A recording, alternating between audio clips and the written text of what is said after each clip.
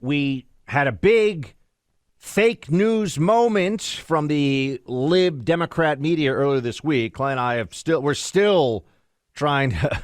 I mean, we know they do this, but just because you expect something doesn't mean that it's something you can process without wanting to throw heavy objects at the wall or shout things you can't say on the radio. We had our interview with President Trump on Monday, obviously given the events of this week, to hear from the former president who was maligned and slandered as a Russian puppet for 4 years without any of this stuff going on somehow on Trump's watch.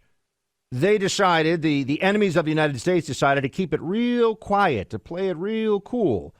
Biden's in office less than a year, and it's all systems go, take what you can, ignore the doddering old fool on the world stage. So they're desperate right now. Now we can get into the politics of this a little bit. They're trying to make this, they're trying to make this about Trump's foreign policy somehow leading to this, which is insane. But even more of a slander, and this comes from Hillary, who's out there still doing what she always does, which is just making stuff up that benefits her politically. Clay, there's this lie that's very common and it's all over the media right now, all over the remember, perception in this country matters insofar as in 30 days' time, if the lunatics of the Biden administration that are running around running cover for him got their way, maybe we would all of a sudden be drawn into a Russian conflict. I mean, perception matters here. It's not a hard and fast thing that this is just going to pass without American involvement. They're running around saying that the right is somehow pro-Putin and rallying to the cause of Putin. This is an intellectually indefensible slander. It is based on nothing. And Hillary Clinton, if you're looking for a big lie, Hillary Clinton's always got you covered there. Play clip 9. I do think it's important to support both the Ukrainian military and then, depending upon what happens and how quickly events unfold, supporting those who are putting up resistance. But I want to make another point, which is that we have to also make sure that within our own country, we are calling out those people who are giving aid and comfort to Vladimir Putin, who are talking about what a genius he is, what a smart move it is, who are unfortunately being broadcast by Russian media, not only inside Russia, but in Europe, to demonstrate the division within our own country. There's so much here, Clay. We're both wanting to jump. She's referencing our interview, folks, earlier this week at Mar-a-Lago. That's what she is referencing. This has become a big area of misrepresentation from the media. They're saying, and I've even had people say, why didn't you push back more? I'm like, because Trump's whole point was, he was saying tactically Putin is outmaneuvering Biden on this and looking smarter than Biden from the perspective of Putin, the madman who wants to strike in the heart of Ukraine. But he's saying this crap never would have happened when I, meaning Trump, was president, because I would have had severe consequences for Putin in store, and he would have known that. It wouldn't have been an idle threat. What are the Democrats willing to do that Republicans aren't willing to do at this phase? Trump was the one who said there are tanks that are blowing up right now, Russian tanks blowing up right now, with missiles that Trump sent the Ukrainian government that Democrats explicitly refused to send because they didn't want to anger Putin. Why do we have to listen to this crap from Hillary? It's such a lie. It's a total lie, and what it represents, and I think people have to look through the lie and recognize that's why it's happening is they don't have a good explanation for the central question here, which is if Donald Trump and Vladimir Putin are such collusion buddies, why in the world was Putin afraid to do this to Ukraine for 4 years while Donald Trump was in office?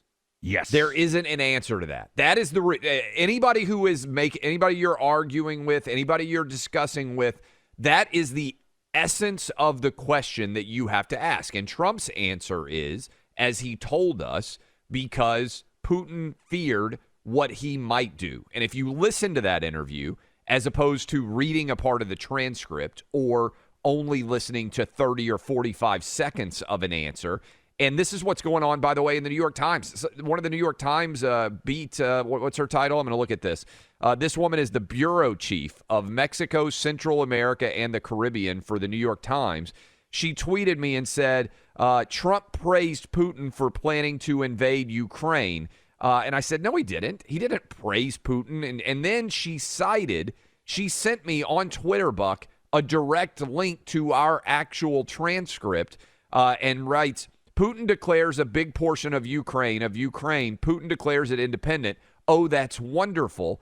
That's sarcasm. She's taking Trump saying, oh, that's wonderful, which anybody who actually listened to the audio, she's citing our own transcript as evidence that Trump is rooting for Ukraine to be invaded. And again, this is important for everybody out there listening.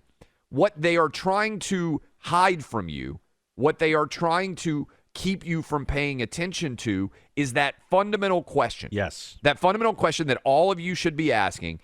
Why didn't Putin invade for 4 years while Trump was in office? And then almost as soon as Biden gets there, he mobilizes all his troops and goes. Why? They don't have an answer for that. And so they say, oh, well, look at all this coddling that's going on with Putin. No. The big question is, why did the invasion happen? Because Biden's weak. Biden's been in office a year, Clay.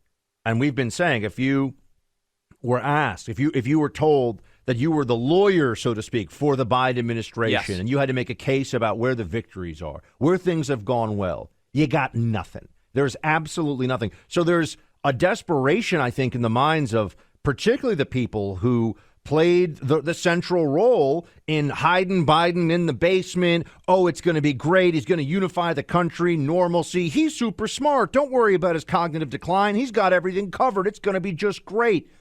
Those people were either so wrong as to look like morons in retrospect or so dishonest as to be deserving of the scorn of the American people. And it's the media establishment that pushed that stuff. It is the Democrat-aligned media that told us all this, that we didn't even have to wait very long. It's been a year. And now you add a foreign policy catastrophe on the top of this. Even CBS's Margaret Brennan. Another foreign policy catastrophe. One. I'm sorry. After Afghanistan, another foreign policy catastrophe. Here's CBS's Margaret Brennan, who's, a lib, but a smart one. I mean, there are smart libs. She's a smart lib. Here she is saying, wait, what you're telling us doesn't make sense. Play clip 10. I thought that was so interesting when President Biden said no one expected sanctions to prevent anything. Actually, that's exactly what his foreign policy team said again and again. It is what his Secretary of State said to me on Sunday alone. The purpose is to do everything we can to deter it, to prevent a war, to deter the aggression. And once you trigger sanctions, you lose the deterrent effect. Vladimir Putin was not deterred. What I heard and how the president laid it out today was that they are now looking for a reassessment by Putin, that he's gone this far. If they hit him now, will he stop where he is? She's right, by the way, that their position now doesn't make any sense. It's actually the same position Kamala Harris argued to Kamala Harris's defense before Biden cut the legs out from underneath her, right? Clay, what we need to do is what we've been doing every day, and that day is now, okay? Just remember that. But I want to get that on a T-shirt because it's amazing. But I sit here and I say, hold on, how many areas? Inflation will be transitory? No, it's actually not transitory. The vaccine will stop the spread? No, it actually didn't stop the spread. The sanctions are going to stop Putin? No, it didn't stop Putin. The Afghan army's going to fight on? No, the Afghan army didn't fight on. How much wrong can they fit in 1 year before people realize just maybe, everybody, we are being ruled by idiots right now? It is possible. Leave that as a possibility. Not only idiots, Buck, idiots who get everything wrong. If you were just predicting which direction a coin flip was going to go, half the time you would get it right. Every major significant choice and decision they've had to make, they've gotten wrong, which would seem to defy all laws of basic probability.